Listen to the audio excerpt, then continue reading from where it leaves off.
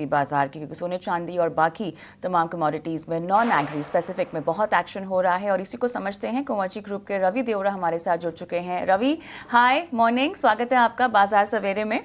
और सबसे पहले सोने चांदी के फंडामेंटल्स को हम समझ लेते हैं। एक हफ्ते के लो से हमने देखा थोड़ा सा उभरता हुआ दिखाई दे रहा है, सॉफ्ट अनएम्प्लॉयमेंट नंबर्स और साथ ही रेट कट जो होने वाला है अब उसकी उम्मीद एटलीस्ट जताई जा रही है।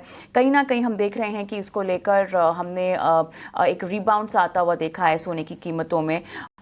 ये बताइएगा अब इस रिबाउंड को हमें कितना लंबा देखना चाहिए? काफ़ी हद तक ये ट्रिगर्स इंड्यूस्ड है, बट हैविंग सेड दैट एक तो डॉलर की चाल और साथ ही फंडामेंटल्स कितना कीमतों पर एक्ट कर रहे हैं, रवि ये बताइएगा कॉमिक्स और इंडियन करेंसी टर्म्स में। Good morning. डेफिनेटली यहाँ पे एक वॉलेटिलिटी रहेगी जो कल यूएस के जॉब मार्केट के डेटा आएंगे। आज मार्केट बंद होने के बाद जो एफएमसी मीटिंग के मिनट्स आएगी, मार्केट का टोटल फोकस ये डेटा के ऊपर है। तब तक मुझे लग रहा है कि प्राइजेस में एक ज्यादातर कंसोलिडेशन का ही माहौल होगा। कल हायर लेवल पे गया था, हालांकि फिर भी अभी जो प्राइजेस चल रहे हैं वो थोड़े यहाँ से हायर लेवल से $10-15 का एक करेक्शन आ चुका है। मुझे लग रहा है कि जो वॉलेटिलिटी कंटिन्यू होगी एंड ट्रेंड तभी क्लियर होगा जब कल मार्केट में डेटा आएंगे। बट ऑल ओवर मुझे लग रहा है कि गोल्ड में एक एज है, गोल्ड एक आउट परफॉर्मेंस हो सकता है, क्योंकि जो इंटरनेशनल मार्केट में इक्विटीज हो या क्रिप्टो जो सारे एसेट क्लासेस में जो वॉलेटिलिटी है, तो एक सेफ हेवन अपील यहाँ पे आती हुई दिखेगी। डोमेस्टिक मार्केट की बात करें तो 1,22,000 के ऊपर कल क्लोज हुआ था। 1,22,000 1,21,800 के बिटवीन बाय करे। स्टॉप लॉस लगा सकते हैं अराउंड 1,21,400 का, एंड जो टारगेट है 1,23,200 तक आते हुए दिख सकते हैं। ओके, तो ये तो हो गई सोने चांदी की बात। गुड मॉर्निंग रवि जी, तृप्ति बात कर रही हूँ। क्रूड पर भी आपकी राय जानना चाहेंगे। जिस तरह से हमने देखा कि कल क्रूड की कीमतों पर थोड़ा सा दबाव था, ब्रेंट $64 के नीचे था, लेकिन आज के सेशन में हमने देखा कि जो रूस पर नई पाबंदियां लग गई है और अब देख रहे हैं कि ब्रेंट $65 के आसपास ट्रेड कर रहा है।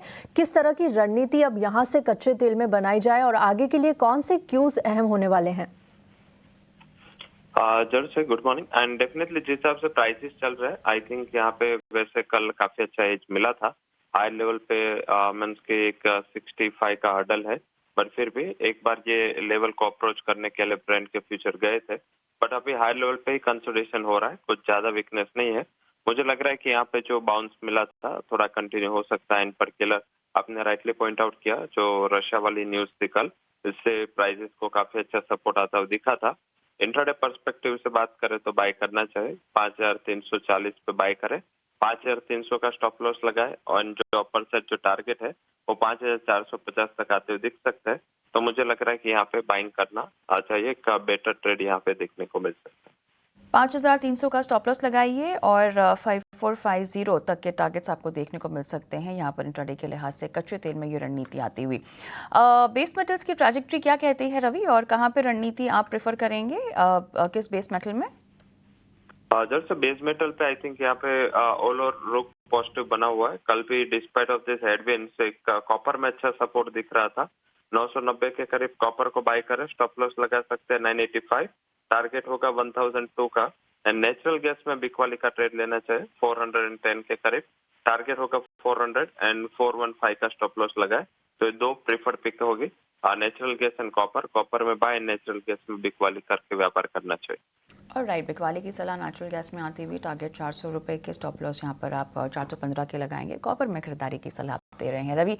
अच्छा लगा आपसे बातचीत करके, सुबह सवेरे आप जुड़े और दर्शकों को कमोडिटीज़ में रणनीति बताई, धन्यवाद। लेकिन हम आगे बढ़ते हैं, रुक करते हैं हमारी एक बेहद खास पहल की ओर।